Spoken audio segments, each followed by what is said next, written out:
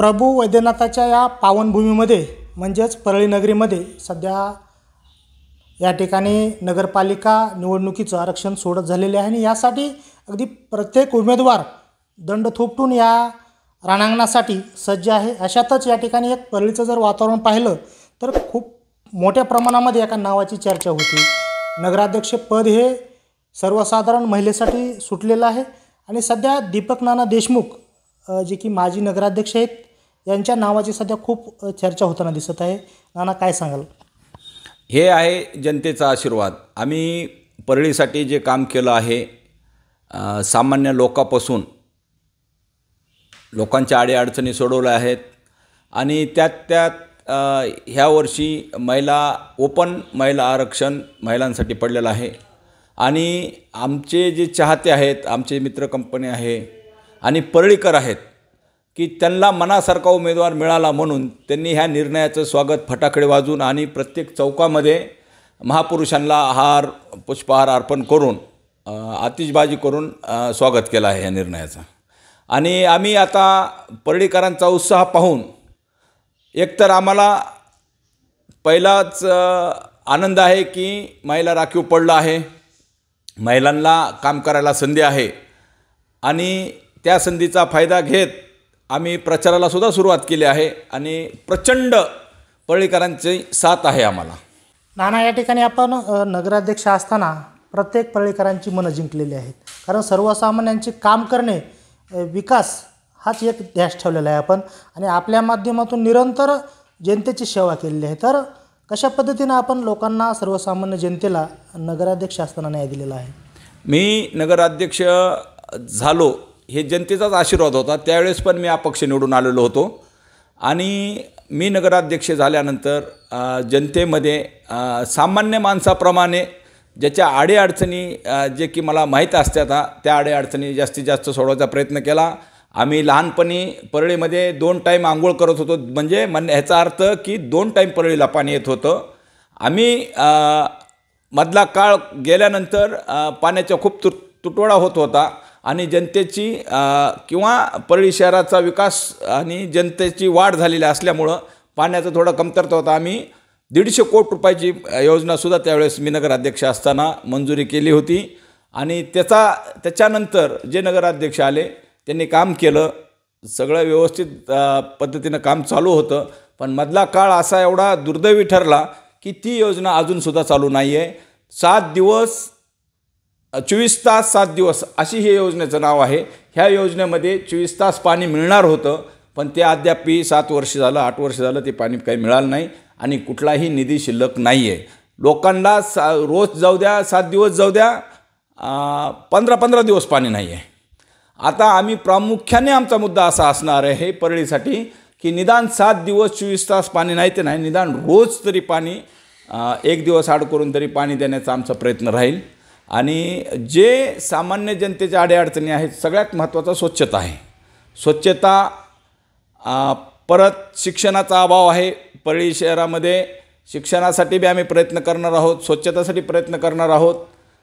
लाईटचा प्रश्न असतो, व्यसनाधीन मुलं झालेले आहेत, रोजगार तर 1.5 पट करू असं आमचं घोषवाक्य होतं आम्ही ज्या पक्षात होतो त्यावेळेस, पण 1.5 पट तर सोडा, तर आहे ते रोजगार परळीतून निघून गेला आहे। परळीतलं एवढं मोठं पॉवर स्टेशनसुद्धा 2-3 पॉवर स्टेशनसुद्धा भंगार भावामध्ये विकून सगळं जिकडं तिकडं झालेलं आहे। माजी मंत्री आमदार धनंजय मुंडे यांच्या नेतृत्वात आपण आतापर्यंत काम केलेलं आहे, तर या नगरपालिका निवडणुकीला काय भूमिका असेल? नेतृत्वाची साथ कशा पद्धतीनं आपण देणार आहेत त्याबद्दल काय बोलाल? ह्या पहा, नेतृत्वाची साथ पहिलेपासून आहे। आम्ही प्रत्येक वेळेस जो नेता जनतेचं हित पाहत असतो त्यांच्यासोबत आम्ही आहोत। धनंजय मुंडे साहेब ज्यावेळेस होते चांगल्या पद्धतीनं काम करत होते, आम्ही त्यांच्यासोबत होतो।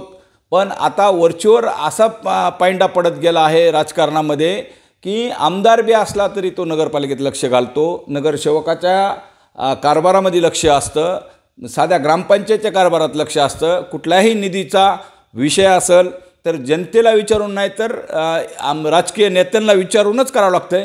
ही पद्धत काही योग्य वाटत नाही। त्याच्यामुळं आमचं असं म्हणणं आहे की इथून पुढच्या काळामध्ये ज्याचा अधिकार त्याला असावा आणि कुणीही त्याच्यामध्ये लक्ष घालू नये. आमदार धनंजय मुंडे यांच्या नेतृत्वामध्ये आपण या निवडणुकीला सामोरं तर जाणार आहेत, पण यदा कदाचित जर ऐन वेळेला आपल्याला नाकारण्यात आलं तर आपण अपक्ष लढवणार का? हे पहा, माझी आज तयारी अपक्ष लढायची आहे. माझे पूर्ण वार्डामध्ये सर्वे आहे. मी स्वतः नगराध्यक्ष, मला खूप अनुभव आहे 15 ते 20 वर्षाचा. आणि एखाद्या स्थानिक आमदारांनी किंवा खासदारांनी लक्ष दिल्यानंतर जनतेची काय हेळसांड होते हे सगळ्या परळीकरांना माहिती आहे, सगळ्या नगरसेवकांना माहिती आहे, सर्व पंचायत समिती सदस्याला माहिती आहे, जिल्हा परिषद सदस्याला माहिती आहे.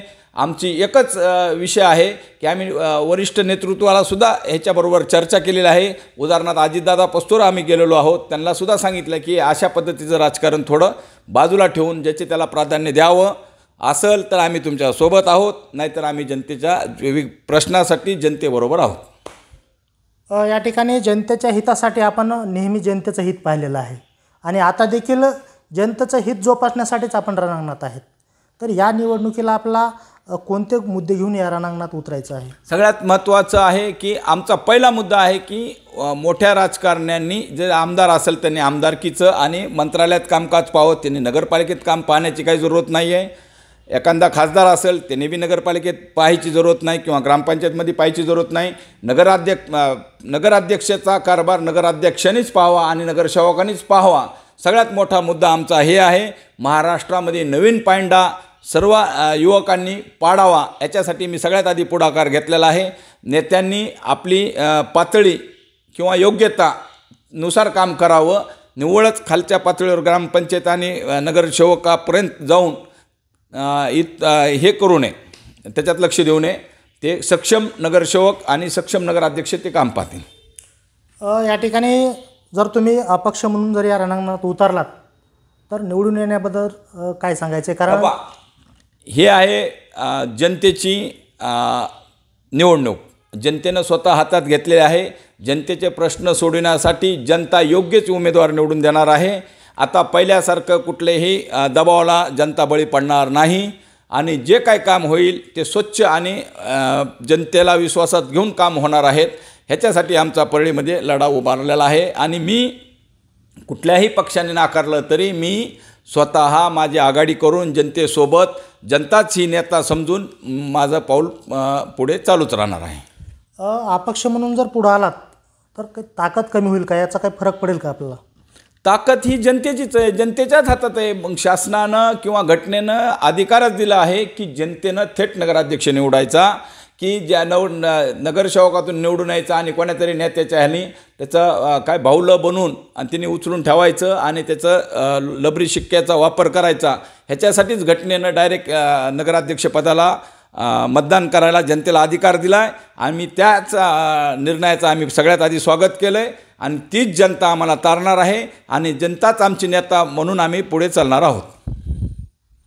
बघा, या ठिकाणी दीपक नाना देशमुख यांनी या ठिकाणी दंड थोपटलेले आहेत ते फक्त जनतेच्या जीवावर. कारण जनता या ठिकाणी काय करू शकते याचं उदाहरण जर सांगायचं म्हणलं तर जनता या ठिकाणी आपल्याला तारूही शकते आणि मारूही शकते. पण परळीची जी जनता आहे ती या ठिकाणी दीपक नानाला मानणारा वर्ग इथं खूप मोठा आहे. कारण त्यांचं काम आता या ठिकाणी खूप दिवसापासून लोक पाहत आहेत, जनता पाहत आहेत आणि नगराध्यक्ष असताना देखील त्यांनी दिलेला जो सर्वसामान्यांना न्याय आहे किंवा आतापर्यंत त्यांच्या हातून जी जनसेवा होती ही निश्चितच कौतुकास्पद आहे.